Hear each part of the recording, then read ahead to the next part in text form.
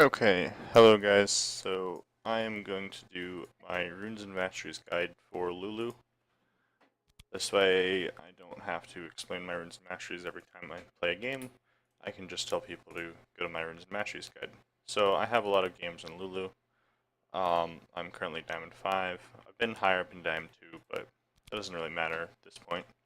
So this Katarina, go to Lulu. So this is my mid Lulu guide for Runes and Masteries. I run pretty much the same thing top, and I have a different setup for support that I'll go through. So we're starting with masteries here. I run 1812 or 0 1812, obviously. So I'll start at one at a time. So Wanderer versus Savagery.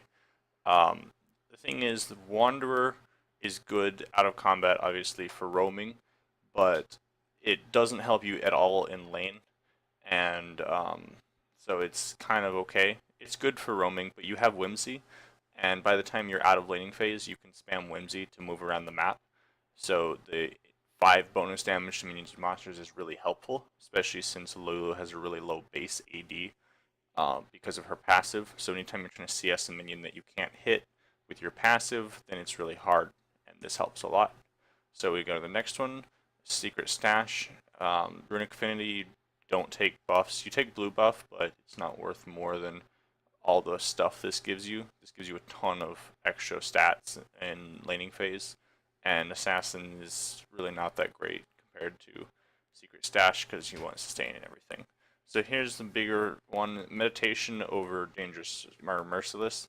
So Merciless is really strong, 5 extra damage is really good, but Meditation is a free chalice. It's just so good that on Lulu who's really mana hungry, it's better to go Meditation.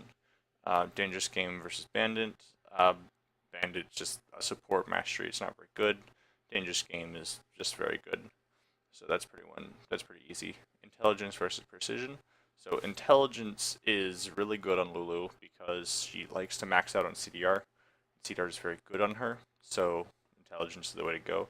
Precision helps a little bit with aggression, but it scales up and you can do more DPS just by running Intelligence, so it helps out a lot. And then Thunderlord's Decree is really strong right now. The only other option is Storm Raiders, and that's really not good because it's hard to get 30% of a champion's health, and you have Whimsy already to slow people down. It's much better to have a lot of extra poke, so go with that. This one's good if you're in support. I'll get there in a minute. Um, so then going to this tree, Recovery, you don't build much Armor Magic Resist, so no need for bonus Armor Magic Resist. And then Tough Skin versus Explorer. You could run Explorer. This one's kind of a personal choice. I like the extra defense that this one gives. It's a pretty good amount of defense, actually. Whereas this one is, useful, but you have Whimsy to move around the map as well. So you have a lot of extra movement speed. And then here's the big reason you're in Resolve Tree in the first place is Runic Armor. So Runic Armor is really, really good on Lulu. It includes shields. So shields, she has a shield, obviously. You use it on yourself a lot in laning phase. So this really gives you a lot of health. Veteran Scars, not really worth. I mean, just 1 or 2 shields will give you more total health regained from this. And it works well with your potions. So when I do the Corrupting Potion start, this increases it. So you have Corrupting Potion gets buffed by Secret Stash and Runic Armor, and then the Dark Seal. So you get a ton of regeneration from that. And then Insight versus Perseverance, you have a lot of regeneration already from the Corrupting Potion. You could run Perseverance if you wanted to, but I prefer the safety of having more flash cooldowns, and just overall I think this is better.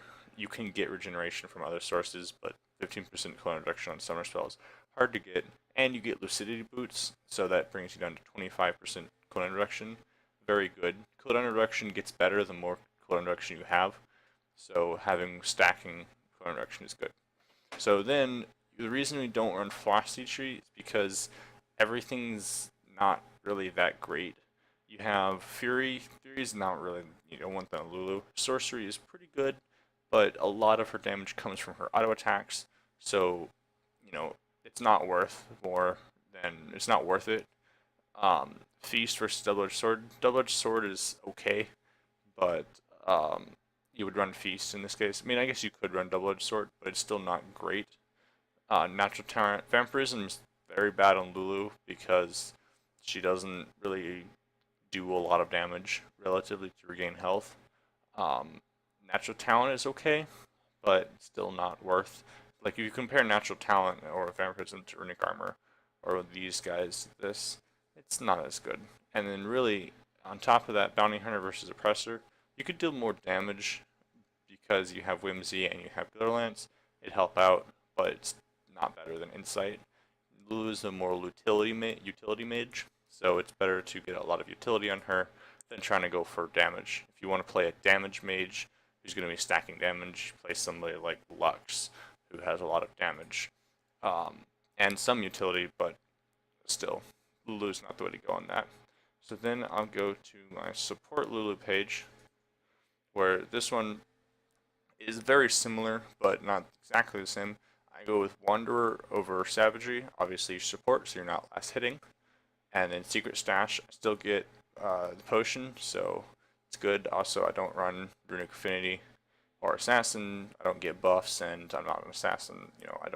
I'm usually with my teammates, so it's terrible. Meditation, same reason as before. Mana Regen is really good.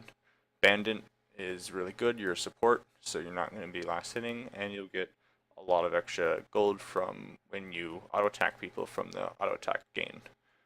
Dangerous Game is strong, but not better than Bandit on support.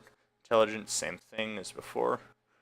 Windspeaker's Blessing, I think this one's really strong because you have a shield, and it helps them out a lot. You could also run Thunderlords. These ones are pretty interchangeable, I think, really, to be honest. I personally like defense more than I like offense when I'm playing support. I'm more passive, trying to just defend my support. If you're trying to play more poke, then Thunderlords is the way to go. This one really fits your playstyle. So then we go back over here. It's exactly the same. No reason to run these guys. This helps even more because you have exhaust, and you can use that more liberally. And again, no reason to run this tree. If you're going for heavy poke, you might go here, but if you did that, you'd go sorcery and then double-edged sword and then vampirism, or I guess natural talent and then oppressor. But I still don't think it's that worth compared to how strong the resolve tree is. Okay, so there's my runes and runes. I have to get to runes. There's the mastery guide. So then we get to runes. Where is my runes? Here we go. So as of right now, this is my normal rune page setup. I run magic penetration reds, mana regen flat yellows, and then cooldown reduction and cooldown reduction per level. I get 5% flat and 5% level 18, and then flat AP. And then there's another page that's exactly the same, except I run armor rather than mana regen. So this page is pretty obvious. You run this against any AD laner, like Zed or Talon or Yasuo, anything like that. You're gonna run armor because you need it. Against an AP laner, then I like running mana regen over another defensive rune. You could run HP per level or flat HP, or even armor if you really wanted to, just for auto attack harass and for later game defense. But I prefer the mana regen because I like having a lot of mana and I spam a lot of spells early on, so it helps me. I don't think that it's up to you. I wouldn't say that this is the only way to go and would say you're bad if you're not using mana regen. It's up to you. If you want to follow what I do, that's fine. If you don't, just go HP per level. The reason I go cooldown reduction though right now is because of Frost Queen's Claim. The build I use right now gets Frost Queen's Claim, Sheen, and Lucidity Boots, and that only equals 35% CDR when I include the Mastery. So I want to get to 45%, so I get the 10% in runes, so that it caps me out at 45% at level 18. Usually it's 43 or 42 or something percent because you're not level 18. It's close enough, it gets there. Once the Frost Queen's Claim gets nerfed, I'll probably go back to running flat MR in any lane that I'm against an AP, and then I might still run cooldown reduction. I'm not sure what I'll run, maybe AP per level, flat AP against ADs, because then I'll go back to building Morellos, which has 20% cooldown reduction, which will max you out. But as of right now, I need the co-induction runes. So, or you could not build Sheen, and there's a lot of ways to do it, but I think this is what I do right now. Okay, so thank you for watching, you guys. This is my guide on Lulu. Have a good one.